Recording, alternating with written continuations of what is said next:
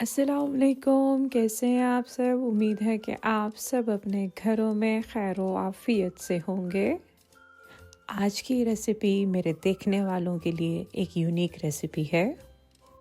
Specially Peshawar में रहने वाले लोग तो इस रेसिपी को बखूबी बहुत अच्छे तरीके से जानते हैं।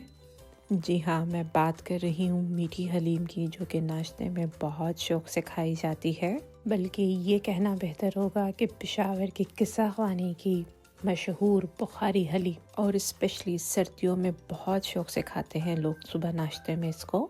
इस हलीम के पकने का प्रोसेस कुछ अलग नहीं है, सेम उसी तरीके से पकाई जाती है जिस तरह हम बीफ हलीम बनाते हैं, लेकिन इस हलीम में सिवाय गंदम और चने की दाल के किसी किस्म की कोई और दाल शामिल नहीं की जाती। तो चलें बढ़ते हैं रेसिपी की तरफ। बिस्मिल्लाहिर्रहमानिर्रहीम।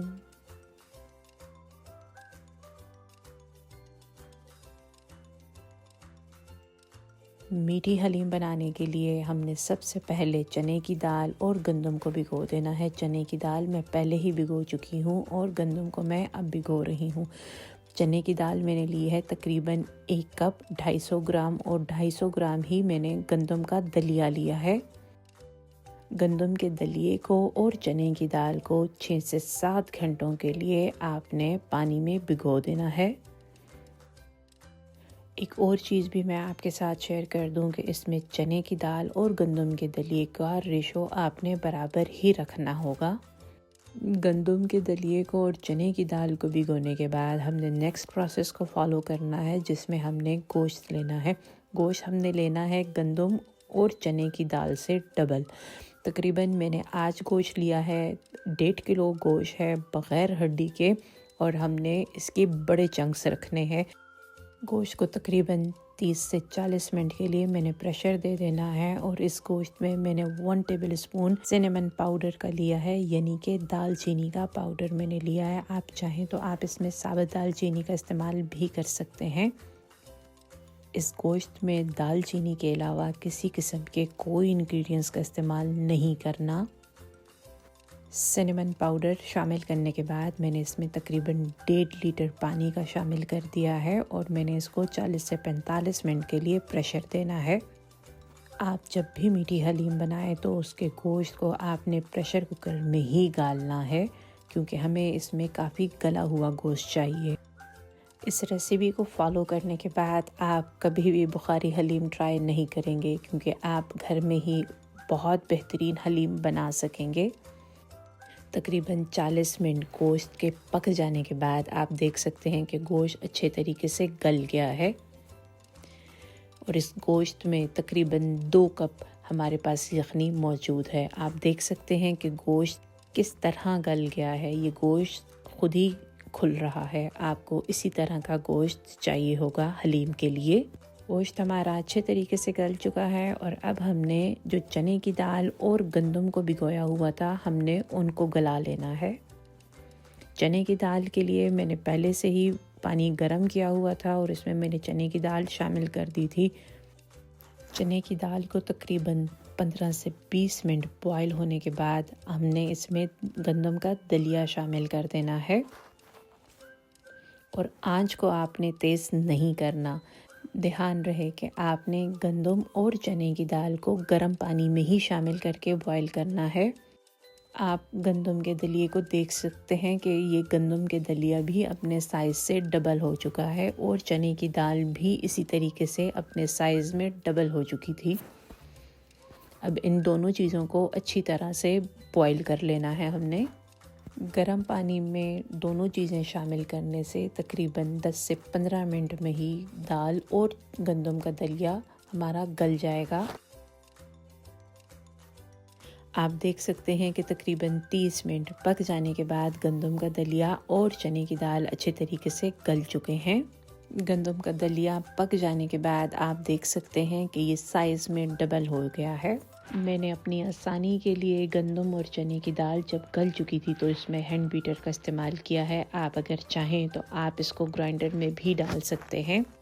आंच को मैंने इसी स्टेज में स्लो कर दिया है, और अब मेरे पास जो 2 कप बीफ स्टॉक पड़ी हुई थी मैंने वो इसी स्टेज में शामिल कर देनी है इसमें।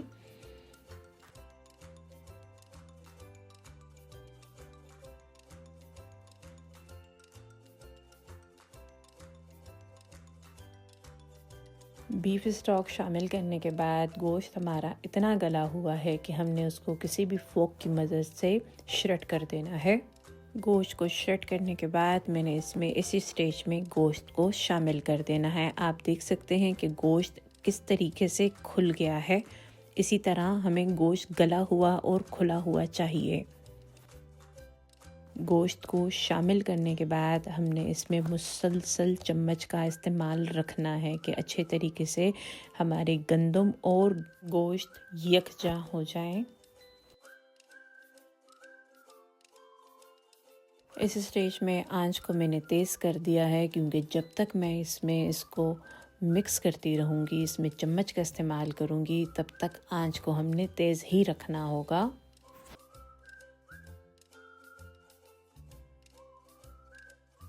गोश्त को शामिल करने के बाद भी तकरीबन 1 से 1.5 घंटा हमने इसको पकाना है। मैंने इसमें चने की दाल और गंदम में जो हैंड बीटर का इस्तेमाल किया था उससे काफ़ी टाइम की बचत हो गई है, वरना आप यकीन करें कि इसको 2 से 3 घंटों का घोटा लगाना होता है।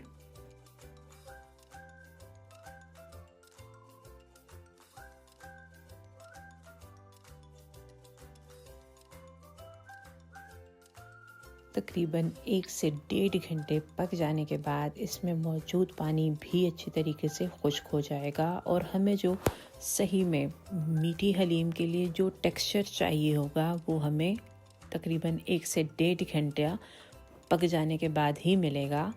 गोश्त को अच्छे तरीके से मिक्स करने के बाद मैंने इसको हल्की आंच कर देना है और मैंने इसको दम पे रखना है।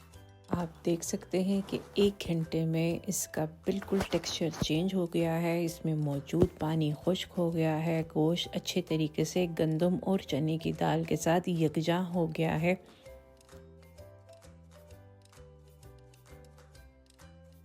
हलीम में जितना पानी मौजूद था वो खुश्क हो जाने के बाद आप देख सकते हैं कि हलीम का बिल्कुल कलर चेंज हो गया है। ये मीठी हलीम आपको सर्विंग के लिए कुछ इस तरीके की चाहिए होगी। आप देख सकते हैं कि जब चम्मच से सारी हलीम आसानी से उतर जाए उसी स्टेज में आपने चूल्हा बंद कर देना है।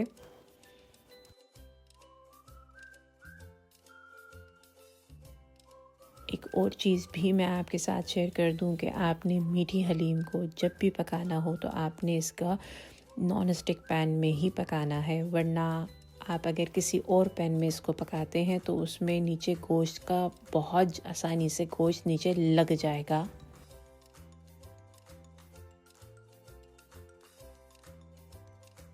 इस स्टेज में आके मैंने आंच को बंद कर दिया है और हमारी मीठी हलीम बिल्कुल तैयार है। अब हमने इसकी तड़के की तैयारी करनी है। हलीम को तड़का देने के लिए घी का इस्तेमाल ही कीजिएगा। आप अगर चाहें तो इसमें देसी घी का इस्तेमाल भी कर सकते हैं, लेकिन इसमें आपने ऑयल का इस्तेमाल बिल्कुल नहीं करना, वरना आपको वो मीठी हलीम का टेस्ट नहीं आएगा जो कि किस्सा ख़ानी की मशहूर बुखारी हलीम का होता है। घी अच्छे तरीके से गर्म हो गया है और अब हमने हलीम को तड़का दे देना है। तड़का देने के बाद भी इसको अच्छे तरीके से आपको मिक्स करना होगा। आज की मीठी हलीम में मैंने सिर्फ 3 इंग्रेडिएंट्स का इस्तेमाल किया है, जिसमें गंदम का दलिया, चने की दाल और सिनेमन पाउडर यानी कि दालचीनी का। इसके अलावा किसी भी किस्म का इसमें कोई इंग्रेडिएंट शामिल नहीं होता। अब मैंने इसी हलीम को किसी प्यारे से सर्विंग में निकाल लेना है।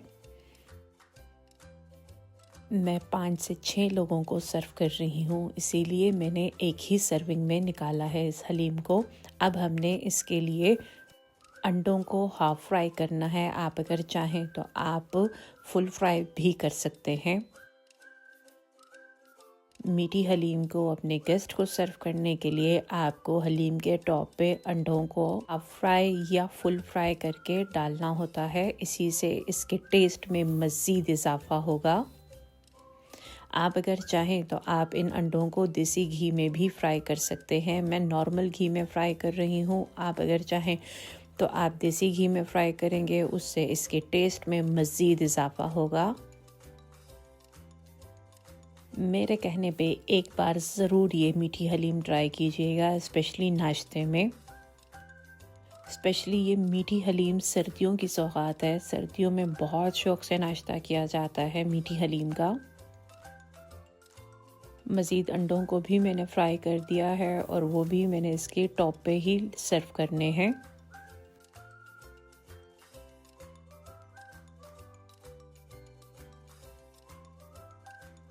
अंडों को फ्राई करने के बाद अब नंबर आता है इस पे हमने चीनी शामिल करने का। जी हाँ, इसी से ही इसके टेस्ट में मज़ीद इजाफ़ा होगा। आप अगर चाहें तो आप इसमें ब्राउन शुगर या आप शहद का इस्तेमाल भी कर सकते हैं।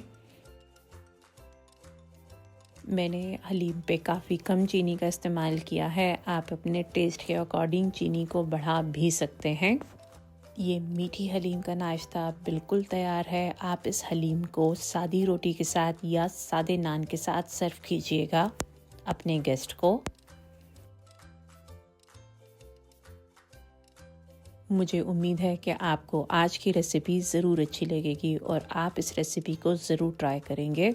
और आप जब इस रेसिपी को ट्राई करें तो प्लीज़ कमेंट्स के ज़रिए अपनी राय का ज़रूर इजहार किया करें। मुझे आपकी राय से मोटिवेशन मिलती है, जिससे मैं मज़ीद वीडियोस आपके साथ शेयर कर सकूंगी।